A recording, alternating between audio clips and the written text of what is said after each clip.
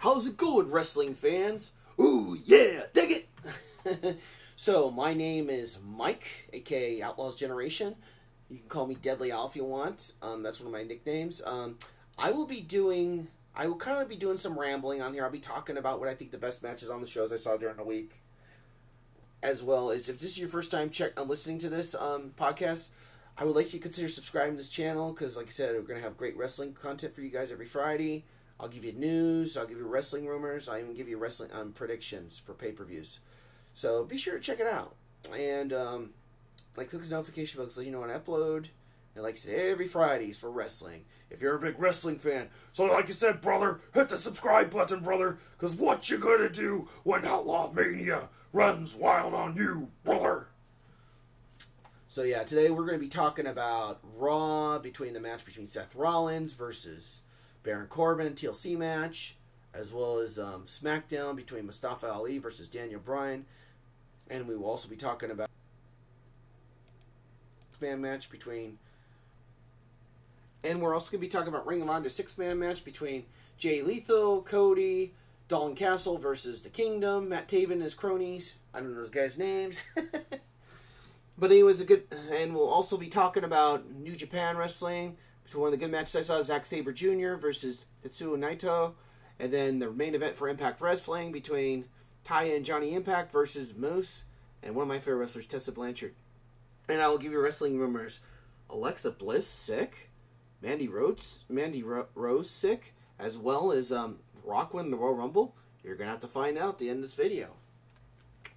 Then thanks for listening to the Wrestling Podcast. Alright, let's move on to our first match.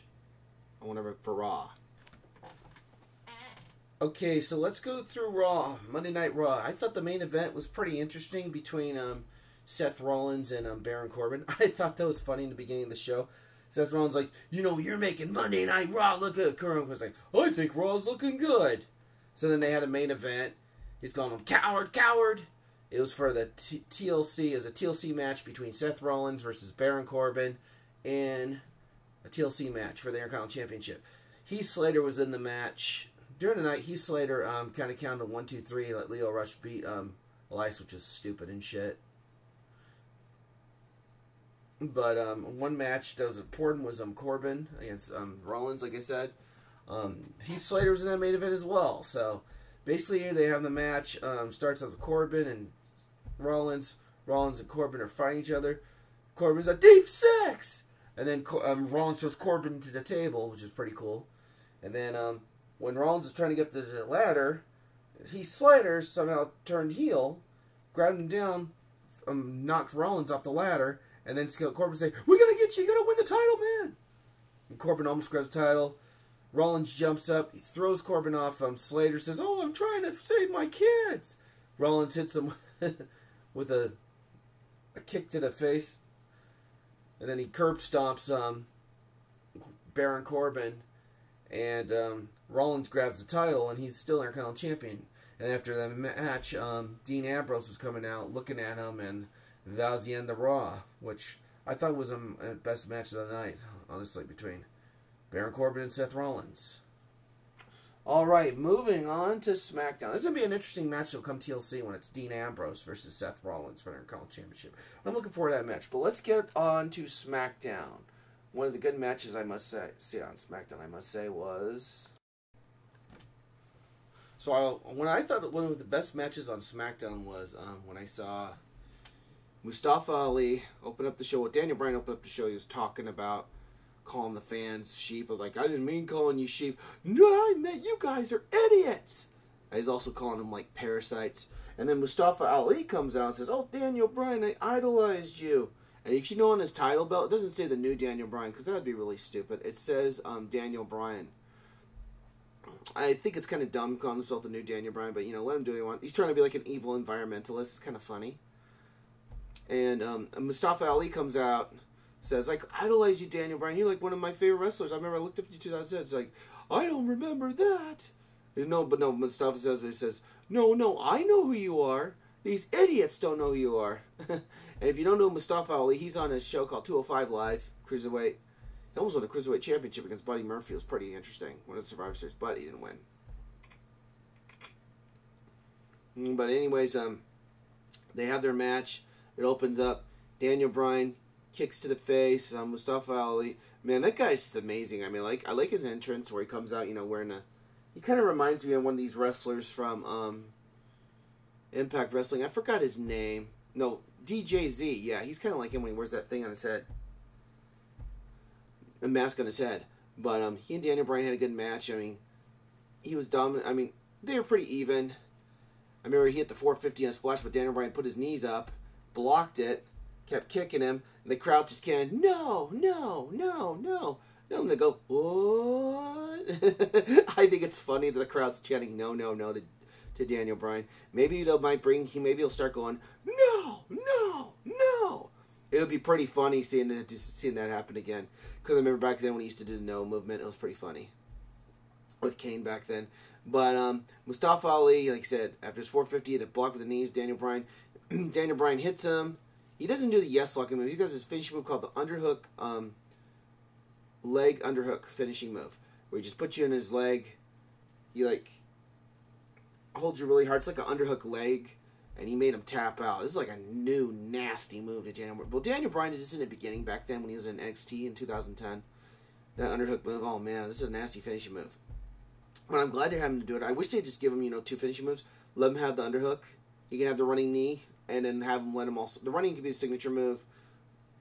The double knee underhook, or leg and underhook for his move, and his third move, the no lock or whatever he calls it. But it was a good match. Sure, Mustafa tapped out, but I was impressed when I saw that match on Smackdown. I'm looking forward to the match this Sunday of Daniel Bryan against AJ Styles. I hope Daniel Bryan retains the title. Even though he's a heel, I think he's doing a pretty good job of getting the fans to hate him. So I'm rooting for Daniel Bryan. Hope he retains the title. All right, let's move on to Ring of Honor. So is anyone's hearing rumors that Cody Rhodes might go to WWE? There's a possibility he might, because his contract expires after December with Ring of Honor and New Japan Wrestling. And he's facing Jay Lethal at Final Battle for the Ring of Honor Championship.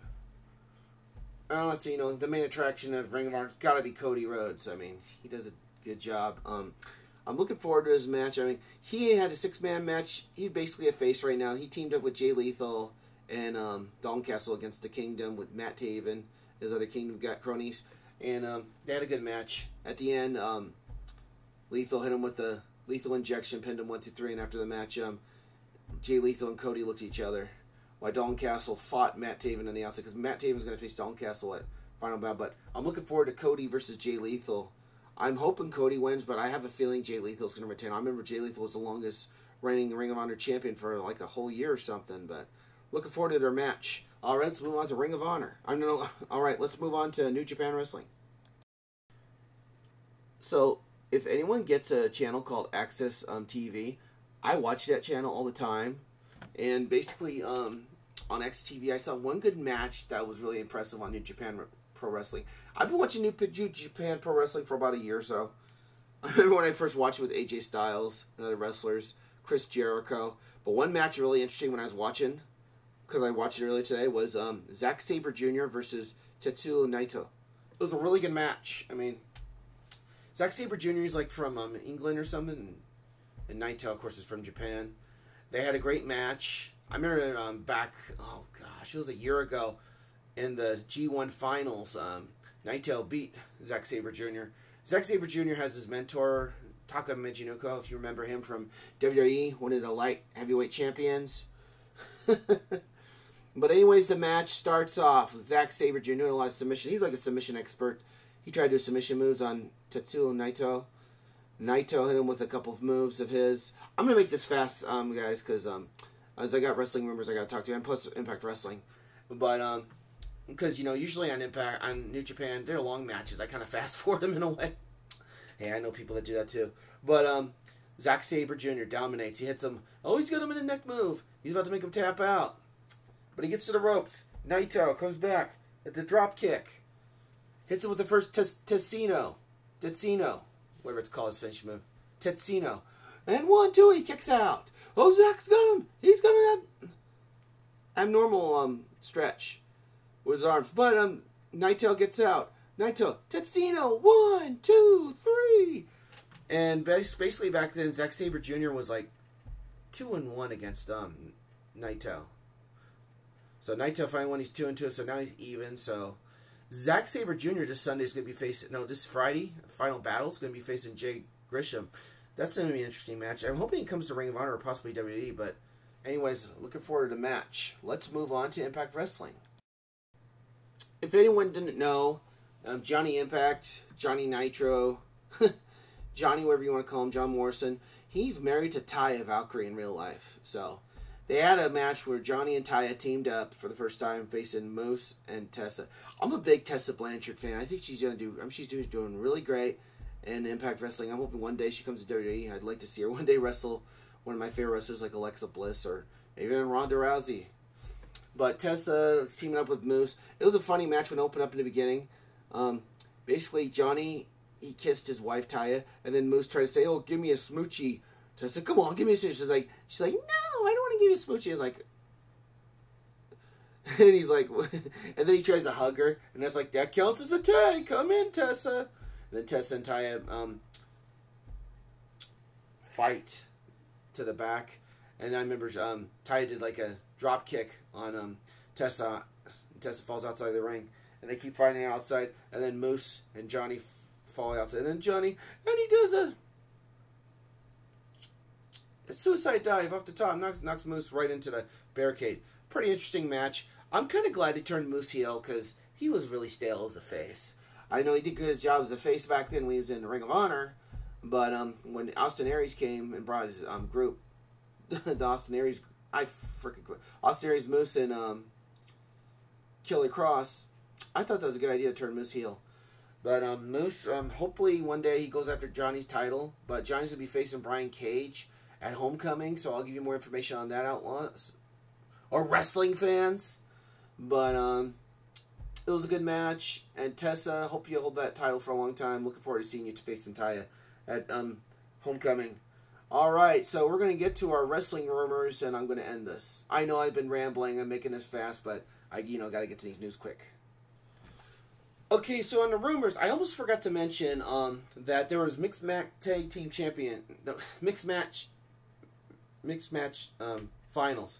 So basically, it was Jinder Mahal and Alicia Fox versus Bayley and Apollo Crews. Basically, Finn Balor's selling an injury so he can feud with Drew McIntyre this Sunday at TLC. And in the match, Jinder Mahal and Alicia Fox ended up winning.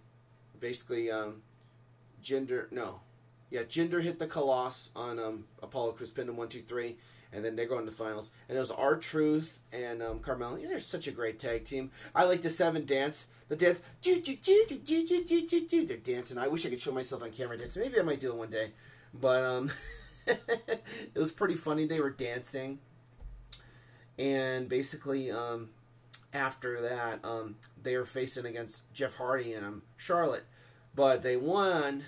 R-Truth and Carmella beat Charlotte and Jeff Hardy on the mixed tag team match on Smackdown. So it's going to be in the finals. It's going to be basically Jinder Mahal and Alicia Fox versus R-Truth and Carmella. And I'm looking forward to that match. But I have a feeling I think Jinder Mahal and Alicia Fox will probably win it. But all right, let's get to some wrestling rumors. Can I have your attention, please? I'm joking. So, as noted, Finn Balor actually was pulled off the recent tour because he was sick. Balor was sick. That's why I wasn't with Bayley. Okay. And it says that Alexa Bliss and Mandy are both sick. Basically, Mandy Rose was supposed to face Naomi on SmackDown, but she was suffering really bad sickness. So they had to cancel that match because you could see that match wasn't on there. As well, they had Alexa Bliss was sick. She's posting on social media because I follow Alexa Bliss, big Alexa Bliss fan. She was basically sick too as well. So yeah, she put a picture of a sick emoji. She's like, "Oh, I'm gonna watch my Netflix after taking some stupid medicine."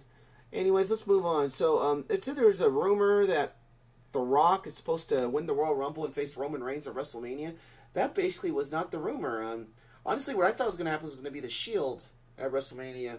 Ambrose versus Rollins versus Roman Reigns. But since Roman Reigns had leukemia, they canceled that match. So The Rock, like I said, recently was a plan to win the Royal Rumble and face Roman Reigns at WrestleMania. But since that, I think it's going to be scrapped. I don't even know if The Rock will win the Royal Rumble. I mean, it'd be a bad idea to have Rock versus Lesnar, but I mean, if you guys think, post in the comments below if you want to see Brock Lesnar versus The Rock at WrestleMania for the championship. That might be interesting, but I don't know, part-time versus part-time. You know, I'd be happy if Brock Lesnar didn't have that title. I mean, geez, man, it's overrated. A picture of Brock Lesnar's face. Oh, I'm the champion. Anyways, that's all the wrestling rumors we have for today, Outlaws and wrestling fans. Thanks for listening. And like I said, it's all about wrestling rumors and wrestling news for WWE, New Japan, Ring of Honor, Impact Wrestling, and Wrestling Rumors. This is Outlaws Generation saying, ooh, yeah, dig it! Take care, everybody, and thanks for listening.